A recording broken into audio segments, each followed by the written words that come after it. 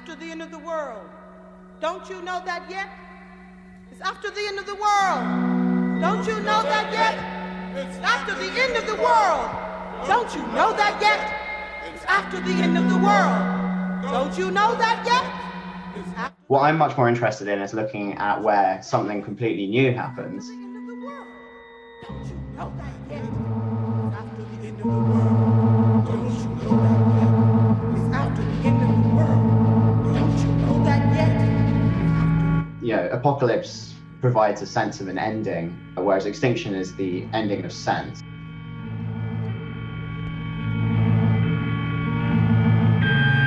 It's January 2021, and this is episode 49 of the Wow Signal. For this episode, our topic is existential risk. That is, risks to the human species as such, the risk of complete extinction. And with us on this episode, we have author and historian Thomas Moynihan, who's recently written a book called X Risks about that very topic. Now, if you've followed this podcast before, you know that this topic is highly relevant to SETI, which is one of our major threats. Why? Well, because the lifetimes of civilizations, which we would assume is no greater than the lifetime of the species that is so organized in a civilization, is a very important factor in determining whether we're at all likely to come across another civilization out there in our own galaxy. Just from that point of view, it's an interesting topic. But what Thomas is focused on here is more the history of the idea. I'm going to let him explain why he thinks that's important, and he will. Also joining us in this episode is my semi-regular co-host, Daniela DePaulis. Thomas Moynihan is a writer and researcher from the UK. In 2019, he completed a PhD at Oriel College on the history of human extinction. Currently, he is a visiting research associate in history at St. Benet College, Oxford University, and is working for Oxford's Future of Humanity Institute with a grant from the Berkeley Existential Risk Initiative.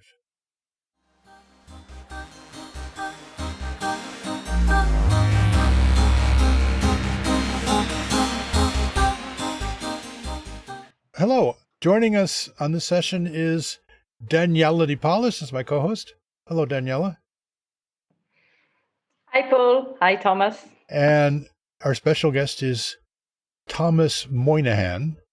Thomas is the author of a new book called X Risks, which is about how we discovered human extinction, or that's the subtitle anyway. I'm not sure who writes the subtitles. But so, Thomas, tell us about your background and how you came to the point where you wanted to write this book about existential risks. Thanks for having me. It's been a long time in the making. So I've been interested in working on this topic for about 10 years. I should start off by saying what I am. So I would say a historian of ideas. The other word for it is intellectual history, but then you have to call yourself an intellectual historian, which makes you sound like you think you're more intellectual than the other ones. But what is history of ideas? It's rather than material history or political history or etc. It's looking at ideas and how they formed and how they developed and where they come from.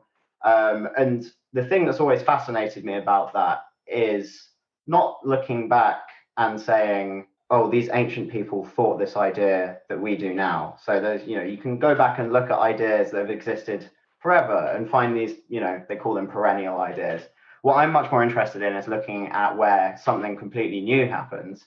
So the kind of obvious ones that we all know are Darwin's breakthroughs, evolution, theory of natural selection, the Copernican revolution, these kind of big intellectual shifts in the way that we think about the world. And it occurred to me a while ago through being interested in extinction and what literature there is out there on it. And obviously there's a vast amount in biology, but I actually started off looking at philosophy, and I was like, how much philosophy has been written on the topic of extinction more broadly, but also more specifically our own extinction? Because in a sense, an extinction is the most important thing that happens to a species. Obviously arguable, but in a sense it is.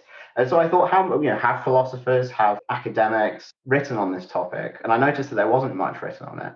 And so I looked back and saw if there was much written on it from previous times, and I noticed there was even less. It occurred to me that no one had ever written a history of the idea of human extinction. There are histories of species extinctions and the idea of that, but no history of how people have thought about our own potential extinction. So I set out to try my best to say where that idea came from and what's important and interesting about that.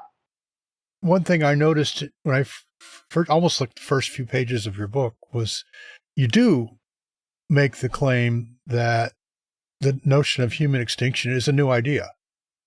And all the apocalyptic prophecies from going back thousands of years aren't really that. Can you kind of clarify that a bit for me? So this is the thing, is when I say I found it hard to find previous people that have written histories of human extinction. Of course, you can find, vast plethoras of literature on the history of apocalypse and the way that people have thought about the end of the world. Because, I think as long as humans have had language and culture, people have thought about the end of all things. So yeah, there's plenty of history of that particular idea. But I think apocalypse is different from thinking about human extinction. Extinction is a naturalistic concept. It's a concept of science. Apocalypse tends to be a religious or mythical way of thinking about the world. So I wanted to keep that in clear focus throughout. And there are various different ways of thinking about this. The main way that I think about it is, I argue that this is a useful way of thinking about it, is that what apocalypse is it's, and the word itself means revelation, so a sense of unveiling. Apocalypses tend to be the kind of consummation of the moral order. So the moral order of the universe is revealed to us. So think Judgment Day. In Judgment Day, in the Christian Judgment Day, kind of morality is made consummate. It's the ultimate unveiling.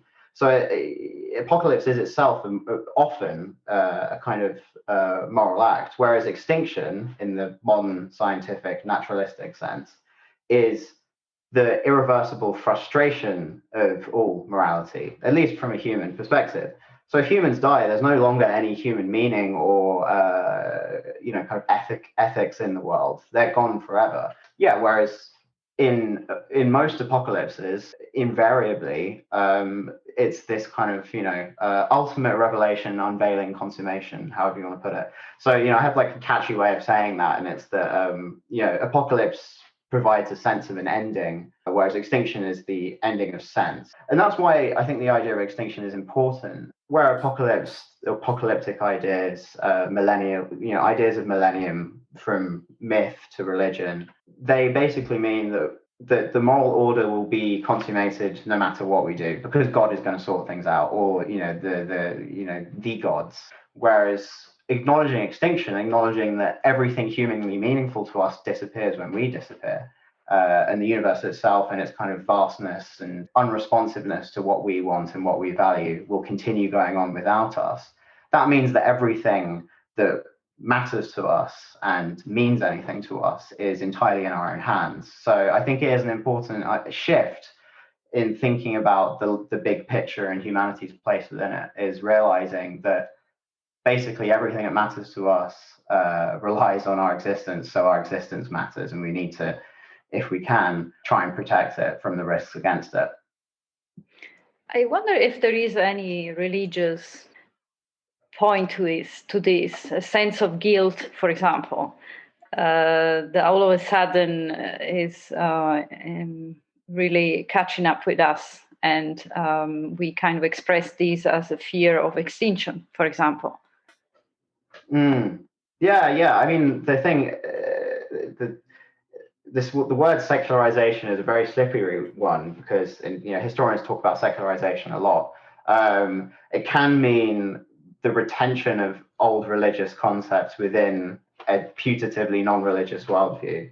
But it can also mean the removal of all other worldly things from our kind of view of the world. So it's slippery. But yeah, these ideas the very religious narratives do just remain with us, regardless of our best thinking, and even if we don't want them to. There's a lot of conceptual inertia in the history of ideas, where we continue having these kind of religious narratives, like ideas of the fall. One thing that I was researching recently is to do with the history of SETI, is looking at the Order of the Dolphin, and where this is the name for the original kind of people at Green Bank, because they were interested in obviously interspecies communication, and John C. Lilly was this big innovator talking to dolphins. So they actually, the original SETI people, Frank Drake and Carl Sagan, etc., they took on this name Order of the Dolphin. But I was looking through the way that early SETI people were, often talking about dolphins. It became this kind of symbol. And at the time, scientists, so this was in the 60s, at the time, scientists actually took seriously, or at least in a playful sense, took seriously the idea that dolphins actually might be as intelligent as us. They just don't have the desire to build telescopes and take over the world. They don't have the desire to use, to create technology, but they might be these untapped geniuses. And this symbol actually itself became basically a new way of thinking through the fall and pre-lapsarian innocence. So people would project onto the dolphins this idea of that's how humans were before they fell, because this was during the Cold War, and this sense that we were completely fallen in our post-atomic age, where we've used our technology to imperil the entire world.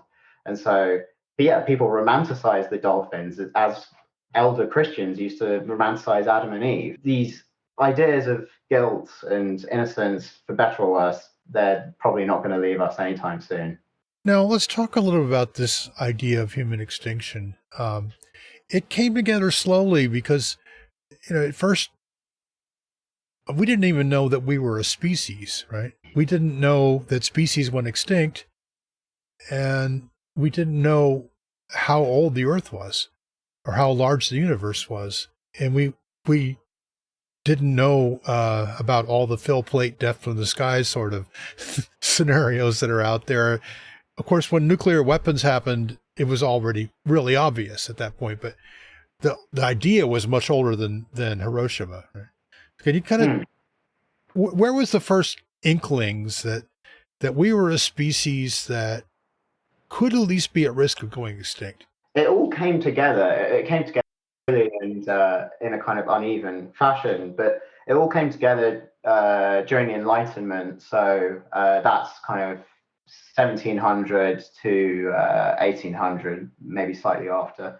And there were, as you say, there were a bunch of different fields of knowledge that I'd say matured during that time. So one being the earth sciences, that gave us this view of a vast kind of history prior to humans, prior to life itself, which was a new idea at the time, at least complex life. Also, the maturation of astronomy, and it was people like John Herschel in the late 1700s, early 1800s that were kind of realizing just how huge this universe is. But yeah, all these different ideas, all these fields of science kind of come together, create this new sense. But the reason why, as you say, we didn't recognize that we were a species, Linnaeus classified us as Homo sapiens mid 1700s. But prior to this point in time, people did acknowledge giant catastrophes, massive calamities, massive natural disasters. Plato likes to talk about, kind of the myth of Atlantis and these,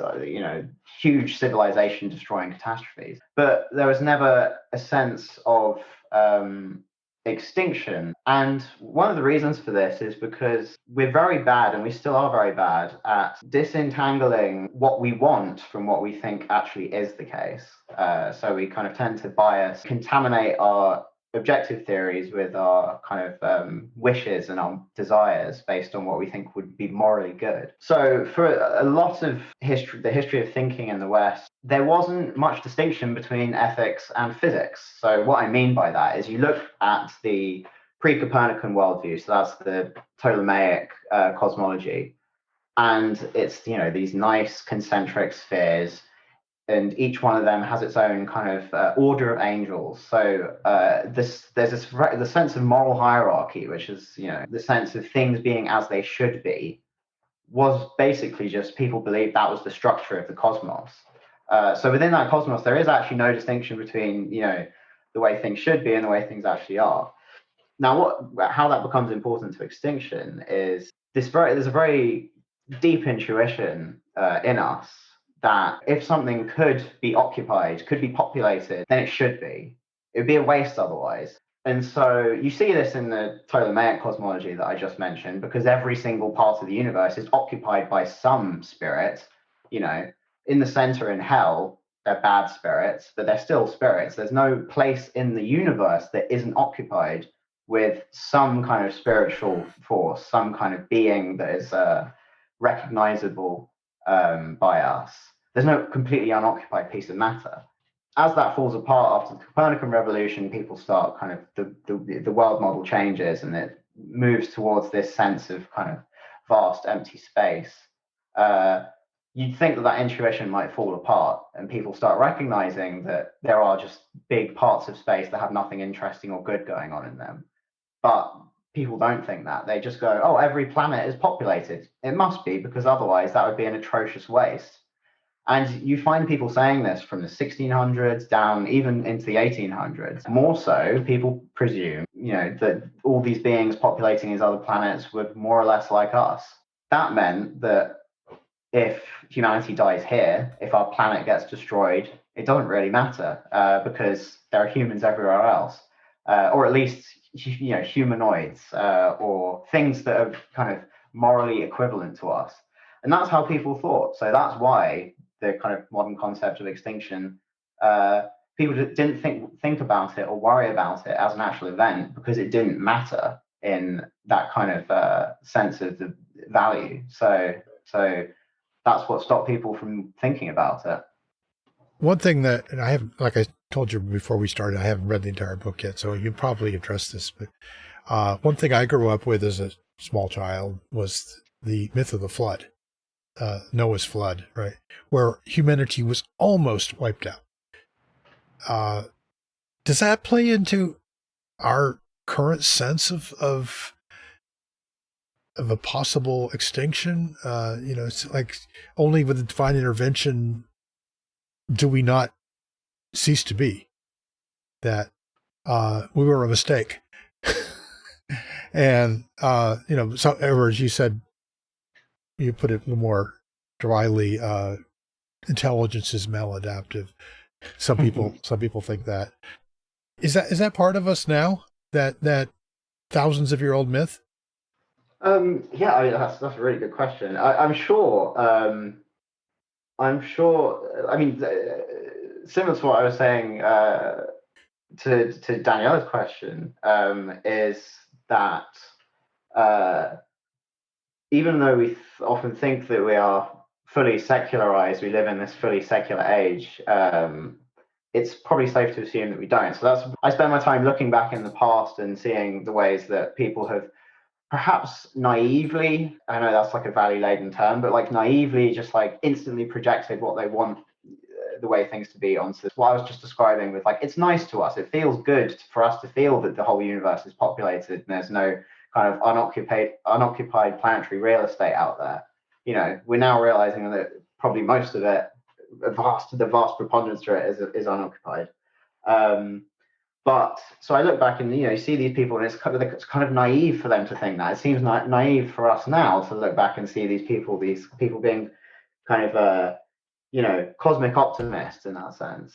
And I'm sure that when people look back on the way we think now, there are plenty of places where we are being similarly naive. And it goes back to what I was saying, is that we're so prone to bias and contaminating our theories with kind of extrinsic factors.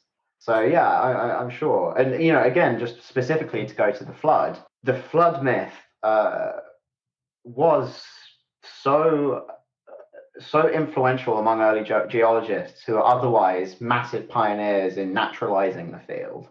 So the direction of travel across the kind of the important century for the foundation of the earth sciences is again the 1700s, and across that century, at the beginning, you get this thing called physicotheology, and that was as good as kind of geology and natural sciences got at that time. And basically, it was doing these kind of just so stories that kind of try and cram the natural evidence that was building through empirical study into the nice biblical narrative. So you get people kind of the scientific questions at the time were, why is the earth so ugly? Surely God, the perfect craftsman, would have created a perfectly spherical earth, but we live on this one with all these pockmarks and these horrible peaks and these horrible canyons and valleys. And this was the way people thought back then. This was before the idea that looking at the Grand Canyon was somehow sublime and a positive experience. People back then looked at it and thought, this is a horrible, ugly scar.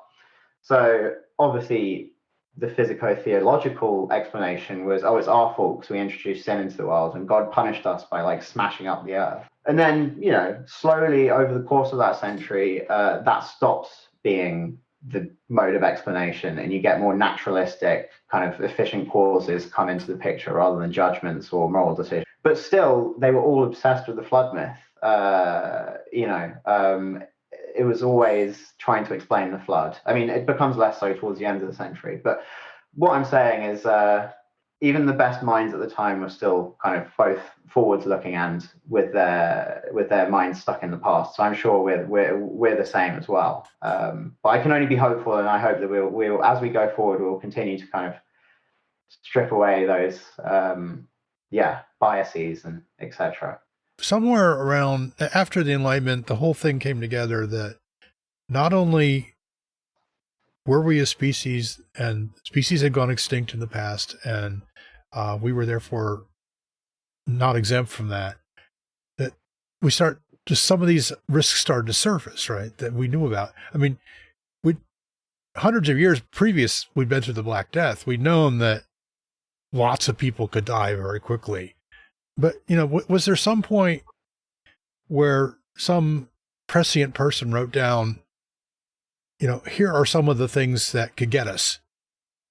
Yeah. I mean, you get lists of natural threats beginning in the Enlightenment, when, as you say, all the ideas come together, and then they do become a bit more detailed and plausible. So, back in the kind of 1800s, around that time, the list was the sun going out. People like that a lot, and that's probably because of Mount Tambora, this huge volcano in Indonesia, exploded in 1815, and then 1816 was called the year without a summer. People didn't have the kind of wherewithal back then to link all the causes back to this one volcano, but everyone was aware of the fact that something had gone very wrong with the global climate. Or at least, kind of people that were, kind of observing these things. The sun going out was a big one. Comets, people have always been worried about comets. Plague as well. The first novel to really depict in kind of realistic, full detail the extinction of humanity is Mary Shelley's other great novel, apart from Frankenstein, The Last Man, and that's a pandemic. So you get, pandemic, asteroid, sun going out, the planet exploding. That was one that people worried about. Other kind of astrophysical disasters. Then towards 1900s, the turn of the 1900s, thermodynamics obviously means that people start, the sun going out mutates into something more sophisticated, being, that our planet has a kind of a window of habitability. It has a kind of sell-by date, and plagues continue to be a thing. And yeah, people were writing these down, and H.G. Wells, he was, clearly, he's, a pioneer in all of these domains. He, provided a couple of lists, but said, I feel that, nothing, there was this kind of late Victorian optimism based on evolution and natural selection, you'd think that it would have kind of, the story is now that we think it knocked our confidence. Freud said this, that the three great knocks to human confidence were Copernicus, Darwin, and then Freud himself. He was a very modest person. But yeah, so we like to think of Darwin being this knock to human confidence. We thought, oh, we're so obviously adaptive and fit because we've made the whole planet our niche, that we're not going to die anytime soon. So people from Darwin to H.G. Wells said this. And then, yeah, World War I swings around and you see mechanized warfare kind of engulf the planet. And it's around then that you first see people starting to say, surely one day someone's going to invent a bomb big enough to blow up the planet. So you see Winston Churchill wrote an article in the 1920s, Shall We All Commit Suicide, where he talks about this. There's an Italian author, Italo Svevo, at the end of one of his novels says, oh, one day a scientist is going to invent this bomb. He won't use it though, but then another person will come along and use it and turn the planet back into a nova. So, you get people talking about this, but it remains quite speculative. And there's this general sense that that we've existed for this long, and no natural disaster has, kind of erased us. So surely we can hope for another prospects equally kind of long. Obviously now that argument doesn't float as much because people talk about observer selection effects and things like that.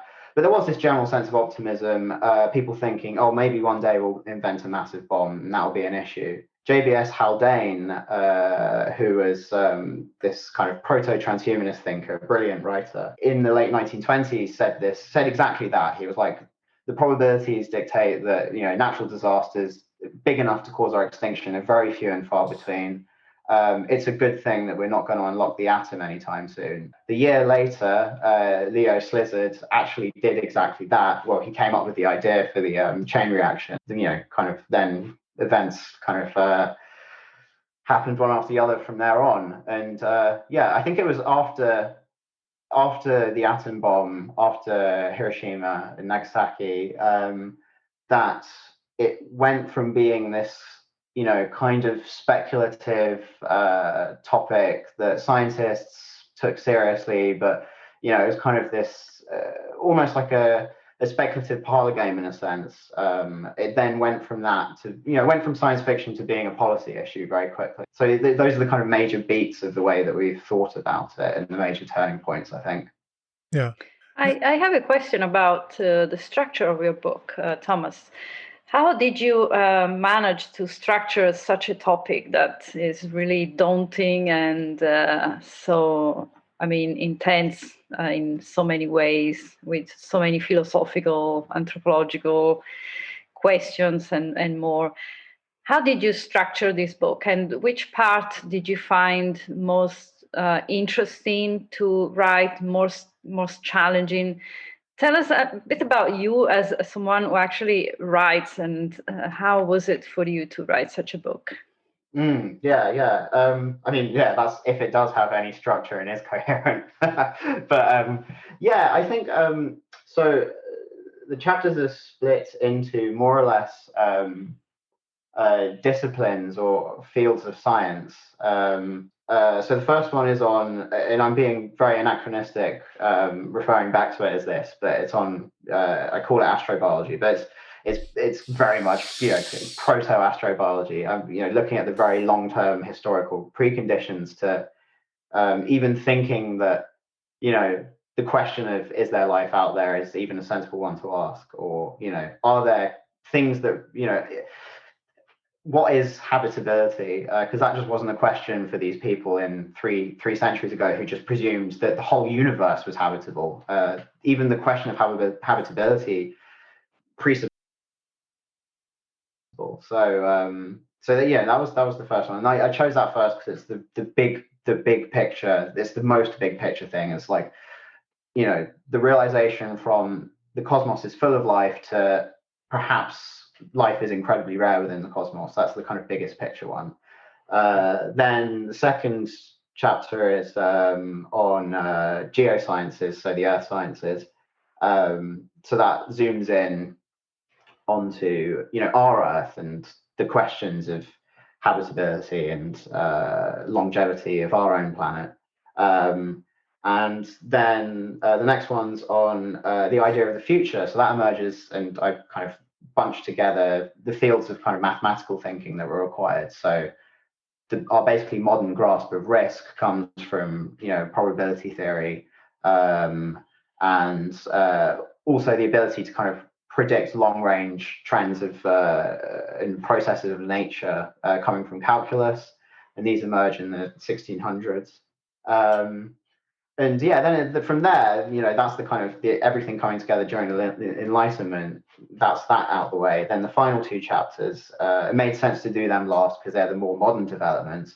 The penultimate one is on omnicide. So that's what I was just talking about, the emergence of the idea that we could kill ourselves, and in fact, anthropogenic risks are probably the most probable ones. And then the final one is because I didn't want to leave this kind of 500 pages of the end of the world scenarios and leave it doom and gloom. I wanted to close it with an exploration of the ideas of, if there's existential risk, what is existential hope? What are kind of big wins where what's previous thinking on the matter of how humanity can actually survive in the long term and fend off large-scale risks? So I wanted to end with this kind of hopeful history of the ways that people have said, yes, we live in this kind of ocean of hazard, but there are ways that we can navigate. And so that ended up being a kind of history of people saying,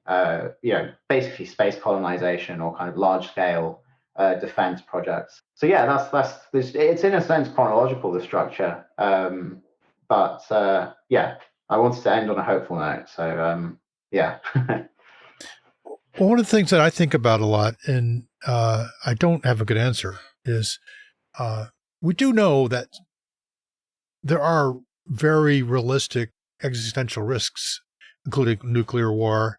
There's no scientific question these things are real and could happen. There's a lot of science fiction books about the few survivors of these things, but if there were no survivors, there wouldn't be anything to write about. The no survivors scenario is actually real. When we look as citizens, as voters, as people who are trying to not let these things happen easily, how should we think about it? Is there an intelligent, rational way to frame all this stuff that? Yeah. I mean, it's the actual mitigation. The kind of creating, anti-comet ballistic systems. That's for the engineers, not. I think a major thing is education. So I think that children should learn about these things. It should be part of curricula. That this isn't just science fiction. It's not necessarily that kind of the idea of scaring people or being hysterical, but there is this kind of non-trivial risk that we pose ourselves. So obviously, I think education around climate change is improving. There is kind of consciousness raising going on amongst younger people. But I think that's one thing. Another thing is it's only very recently that I think there's been a sense where people have really thought about the difference of different awful outcomes. So there, again, going back to the bias point, there are these various kind of cognitive biases that we have that mean that we're very bad thinking in the vicinity of like totally awful outcomes. So throughout the Cold War, I don't want to kind of make the case that there wasn't a very strong emotional sense of the terror and the doom and the actual severity of the kind of the worst case scenarios. But often you find kind of the fall of the destruction of Western civilization, destruction of global civilization, the loss of the human species, all kind of being talked about interchangeably. And there are like significant differences in the moral severity of all of those things. I think around kind of the 80s that people started saying, so Carl Sagan started making the argument, Jonathan Schell, the anti-nuclear campaigner, the moral philosopher Derek Parfit, they all kind of began making these arguments that the loss of 99% of humanity is awful, but far, far less bad than the loss of 100%. And the argument often hinges on something like, Jonathan Schell used the terms, there's the first death, which is the kind of casualties, so the actual kind of the living souls lost. But then there's the second death, which is the loss of all potential future generations. So I think that kind of communication around that fact and like clarity around distinguishing the different outcomes and making the case of how uniquely severe extinction. Obviously, if 95% of humans were destroyed tomorrow, that would be a uniquely awful tragedy. It would be, just in terms of pain, in terms of loss, it would be, we don't have to kind of stress how bad it is, but at least the potential for recovery makes that far, far less bad than for outright extinction. So I think that we're in the beginning to waking up about these kind of topics, or at least they're kind of they're floating around within popular discourse now. Yeah, perhaps further stress on that and, the actual unique severity of it. I think that would be good. And I think we are currently going through a point where it's no longer, because there is this kind of commonsensical reaction to talking about these kind of outlier risks and scenarios. There's this kind of kicking the stone of common sense reaction that you sometimes get, where throughout history there have been kind of Cassandras and these prophets of doom, and they've always been wrong. People like to point at that. I think there is more generally a shift away from just dismissing talking about these kind of stuff outright. I think that's also something that could be further pushed. But yeah, that's my sense. I think kind of just, tweaks to the discourse and just general popular ideas in the vicinity of these ideas. So now, as part of the existential risk, it is often debated whether an alien civilization, an extraterrestrial civilization, could even pose any existential risk. And as you surely know, within the SETI community, we discuss these ideas a lot. How do you see this? This is also quite a recent idea, right? Even Carl Sagan and Frank Drake in the 70s, they had a more positive approach towards the possibility of communicating with an extraterrestrial intelligence. And now we see this radical shift in actually trying to avoid that as much as possible. So what has changed, do you think, within the last 50 years that has shifted so much our perception of the possibility of encountering another civilization? Why is it now a risk, and 50 years ago was a possibility of exploring other life forms? Yeah, that's a fantastic question. I think it's I mean, on a really basic level, it could be that the kind of there are more people I think interested and engaged in it now than there were. So back then, someone like Carl Sagan could have, he was like a massive, very influential voice. He obviously still is, but he could like kind of lock in an agenda, and he was like a cosmic optimist. Again, it's one of those things, kind of riffing again on what I was talking about earlier with these much earlier generations. You look back and there's something kind of shockingly naive. I think there's something shockingly naive in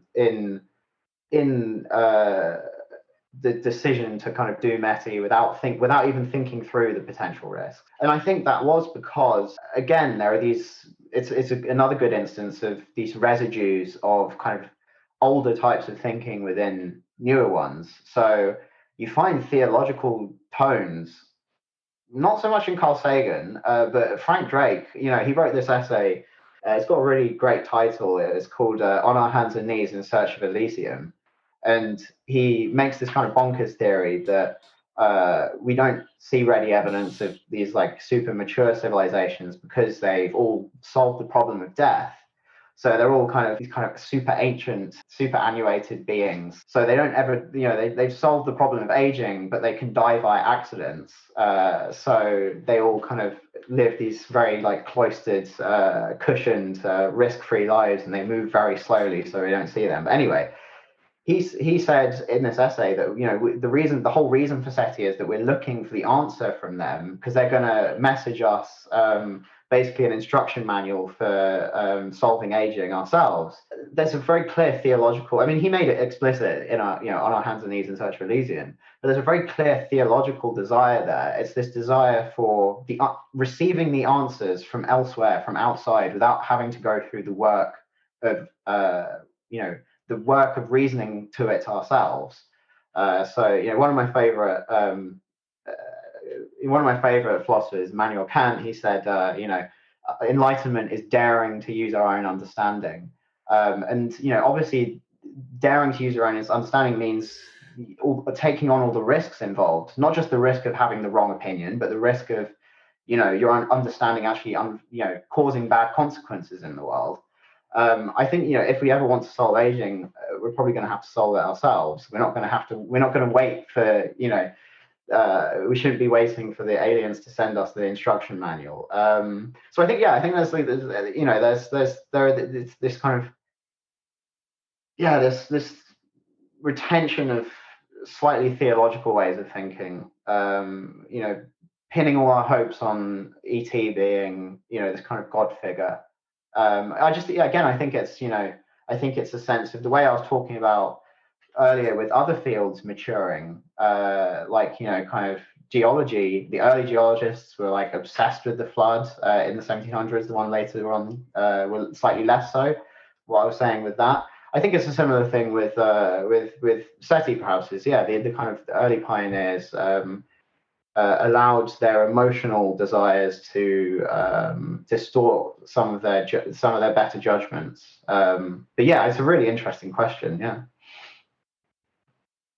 Well, that kind of leads me to one thought, that if we did just stumble across another technologically advanced civilization, either by detecting a technosignature millions of light years away or however that happens,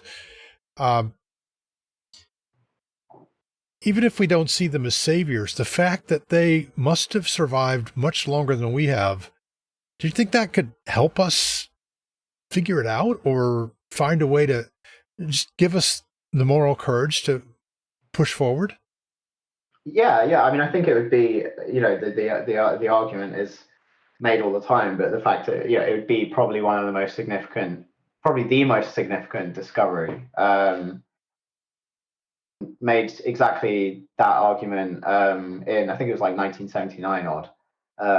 He said that the signal, a techno signature from elsewhere, from anyone, shows that it's possible to make it through what he called technological adolescence. Interestingly enough, he's picking up a metaphor from Kant there. It's the idea that enlightenment is maturation.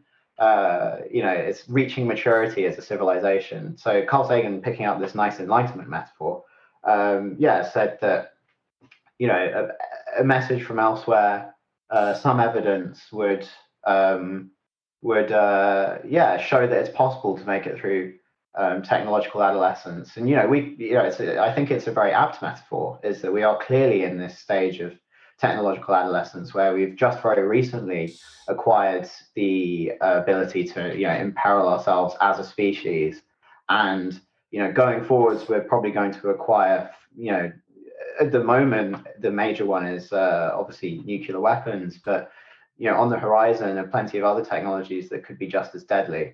So I do think it would be it would be a hopeful event in that sense. The kind of this kind of outside extrinsic evidence that you can make it through that turbulent period. Well, I have a lot of other questions for Thomas about his previous book, which I'm reading at the moment, Spinal Catastrophism. And the concept itself is really fascinating. And at the beginning of the book, I remember reading a while ago about how the fact we walk upright on the surface of the earth has determined so much our own existence. And I found this really fascinating, that our posture is connecting us both to the earth, the center of the earth, and the sky. And that makes our life, our existence, very different from any other species on Earth. So maybe, Thomas, you want to maybe just give a bit of an idea of what your previous book is about. And I have to say that I really enjoy your writing style as well. I just find the richness of the way you write and the ideas really wonderful to read. And Thank you so much. Yeah, that means a lot to hear. Yeah. So the previous book is a very, very, very different book. I wanted to make this one as accessible as possible, X-Risk, whereas the other one is more kind of, I think it's a lot more dense. It's more in the kind of continental philosophy tradition. It's more in that kind of style of writing. But it was actually from the past years, me kind of going on this search for when did people start thinking about extinction. This other idea kept popping up that fascinated me, but was so obviously absolutely wrong and silly and outmoded and outdated, is all of these thinkers throughout various different ages, all of these philosophers, these scientists, various different people from various different fields, were all drawn to this really bizarre idea that somehow our memories extend beyond the individual and somehow kind of the memories of the entire species is encapsulated in us somehow, or the memories of the entire history of life on Earth.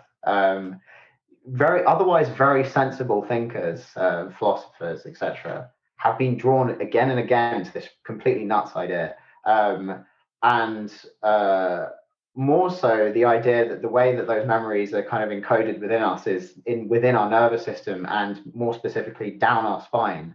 So it just really fascinated me that this kind of insane idea that the whole history of the universe is in some sense kind of encoded into our spine. The vertical move up the spine is a kind of movement forwards in time.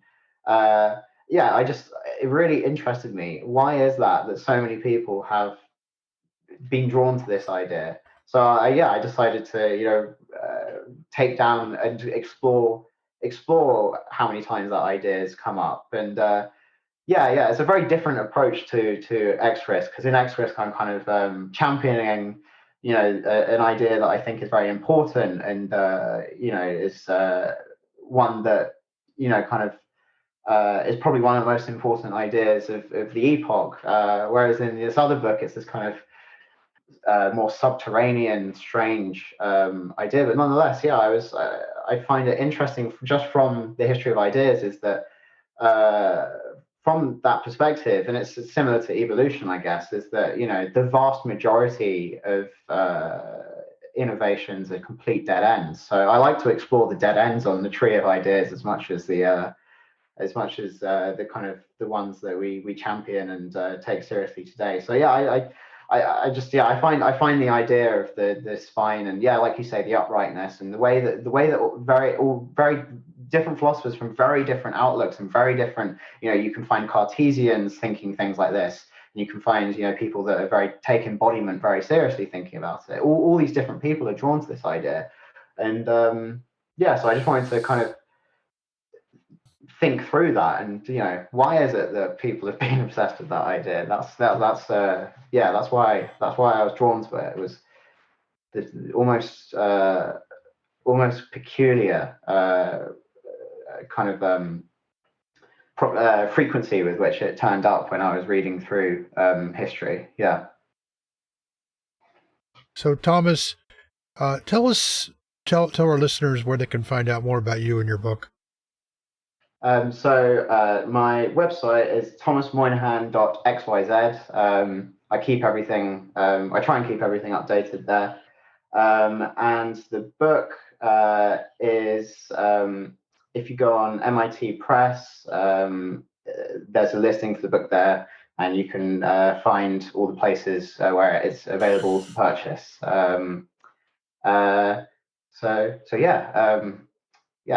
Thanks for the interest, and thank you two for a really, really brilliant interview. I had a lot of fun. Okay, well, thanks a lot, Thomas. And all those links that you mentioned will be in the show notes. Thanks a lot. And thank you, Daniela. Thank you, Paul. Thank you, Thomas. Thanks so much for the wonderful insight into your book. You've given us lots to think about. Thank you so much. It's nice to meet you, Paul, and see you soon, Daniela. Bye-bye. Bye. Bye.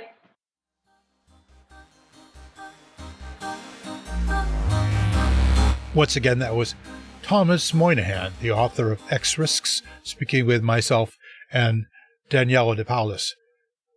Now, I'd like to sum up a bit by reading to you a couple extra paragraphs that Thomas sent me. This is him speaking in the first person. I am interested in the history of existential risk and of existential hope. That is, how people first come to understand the perils and promises that face us as a species. I see this as a central philosophical drama of the modern world, how we came to appreciate our position and precarity as intelligent beings within an otherwise seemingly silent and sterile universe. My goal is to reveal how contemporary research into global risks can be seen as part of the wider story of our coming of age as a civilization and a species. Yeah, I think that sums it up pretty well. Now, if you have questions for Thomas, we can get them to him. You can also just email us at wowsignalpodcast.com with any comments or questions you might have. If you'd rather, you can hook up with us on Twitter at podcastwow. I'm at Paul D. Carr, and Daniela has a Twitter account too that I'm afraid I would misspell. Thomas Moynihan also on Twitter.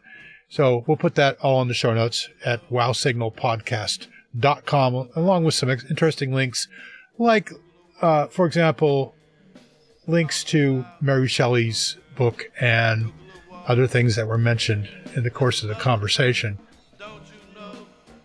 So now, something I haven't done in quite a while is give a shout out to my long-suffering Patreon supporters. It's down to only 8, and I don't blame people for canceling, since for a long time they weren't getting much content. But I'd just like to thank Jim, Mats, Rock, Naton, Sam, Tim, Chris, and Thomas. You know who you are, and thank you very much for providing us a little bit of spare change every time we put out a podcast. Now, some of you will know Rock from the Wow Signal pubs. He's been on multiple of those. And Sam was a regular panelist on the Unseen podcast. So thank you guys. Appreciate your support. And we hope to grow that. Go to patreon.com/wowsignal.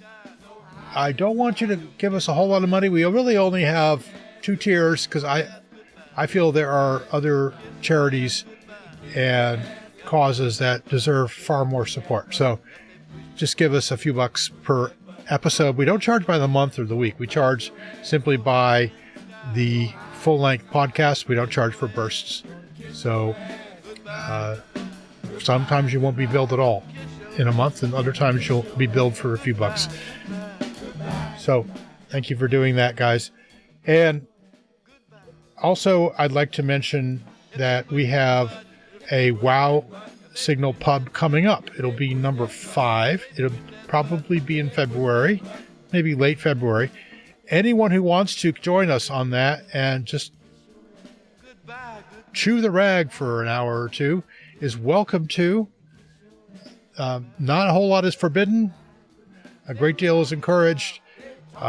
Many things are optional, and including using your webcam. You don't have to use that if you don't want to. And we will meet on Zoom, and it will go out live on YouTube. So if you want to participate in that, just shoot me an email at wowsignalpodcast.com, and I'll make sure you get all the information you need to join us in the pub. The pub is just meant to be fun discussion, and it often leads to ideas for new episodes or other things. Now, I am working on a Wow Signal Live episode. It's been a while since we've done one. It's been about a year. So I need to put together a special guest or guests or a panel or a special panel. I'm thinking this will be a special panel. And I kind of have some people in mind for it already, people who have been on the podcast before, and it will be on the ethics of Medi. If you have any inputs on that, as always, feel free to contact. And by the way, we do have a Facebook page, but it gets very little traffic, and I'm not going to really push it. But if you want, I'll let you know where the page is. So anyway, we will see you next time. This has been episode 49 of the Wow Signal. And the outro music here is by Sun Ra, as was the intro music. Now, Mr. Ra uses some angry language here, but it's an angry topic. Nuclear war. Your ass got to go. Your ass got to go. Oh, what you gonna do? Oh, what you gonna do? About your ass. About your ass. Oh, what you gonna do? Oh, what you gonna do? About your ass. About your ass. They push that button. If they push that button. If they push that button. If they push that button. Kiss your ass. Kiss your ass. Goodbye. Goodbye. Goodbye. Goodbye. Kiss your ass. Kiss your ass. Goodbye. Goodbye. Goodbye. They talking about. They talking about Nuclear war. nuclear wars. Talking about. Talking about Nuclear war. Mutations. mutation. Radiation. Radiation. Mutation. Mutation. Radiation. Radiation. If they push that button. If they push that button. If they push that button. If they push that button. Radiation Radiation. makes mutation. Makes mutation. That's radiation Makes radiation. makes mutation. Makes mutation.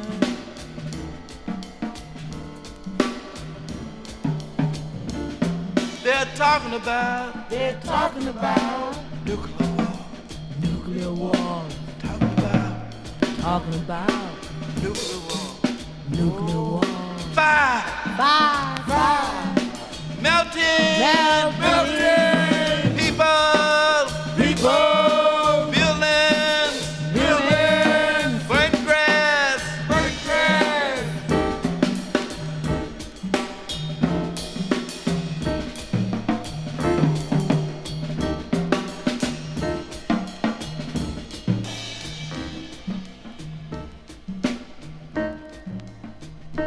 If they push that button. If they push that button. If they push that button. If they push that button. It's gonna blast you so high. It's gonna blast you so Up high. in the sky. Right in the sky. You can kiss your ass. You can kiss your ass. Goodbye. Goodbye. Farewell. Farewell. Goodbye ass. Goodbye. And It's a motherfucker. Don't you know? don't you know? It's a motherfucker. Motherfucker. Don't you know? Don't you know? If they push that button. If they push that button. If they push that button. If they push that button.